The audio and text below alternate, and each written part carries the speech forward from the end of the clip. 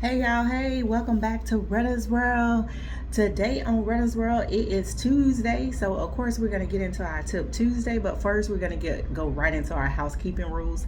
And of course, we know our housekeeping rule is to what? Like and subscribe. And the reason we want to like and subscribe is so that way we subscribe. As soon as you subscribe, whenever I post a video, once it comes available, it will send you notification letting you know that a new video has posted. So don't forget to subscribe so you can know what's going on Tip Tuesdays or just any other thing that I post for as video wise goes, right? So we're going to get right into it. Like I said, we're still in the month of May, and May is still National Water Safety Month, so we're going to get right into it. So today we're going to be talking about CPR around water. We want to talk about why is safety so important around water. So did you know that one of the leading causes of accidental death in children under age 5 is because of drowning? And the reason being is because drowning, it happens in less than 30 seconds. It's silently, no one even actually knows that someone is drowning. And understanding the signs of drowning and knowing how to respond with CPR is crucial, right? So we want to know what to do if someone go unresponsive. So what you want to do is, if someone is in trouble in the water, here's what to do. If they are conscious but struggling, call 911 immediately. So you can try and get them help and safety without endangering yourself. Okay, if they become unresponsive or not breathing, that means it's time to start CPR.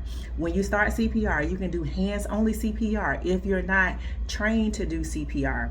So hands only CPR, you want to push hard and fast in the center of the chest for about 100 to 120 compressions per minute.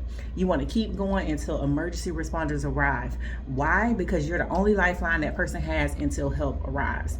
Now, if someone is trained with full CPR, they can give 30 compressions followed by 2 rescue breaths. They'll continue the cycles for 30 compressions to 2 breaths. They'll continue that up until help arrives, or if someone else is around that knows how to provide CPR and is trained, they can relieve them and they can do 30 compressions to 2 breaths for 5 cycles and swap out accordingly.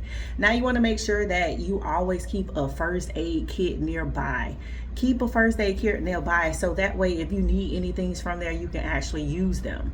And then our final tip for housing safe water activities, make sure at least one adult that is present, they know how to perform CPR.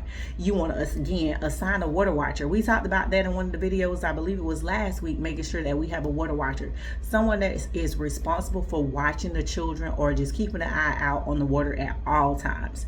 And lastly, we want to make sure that someone enrolls into a CPR certification course.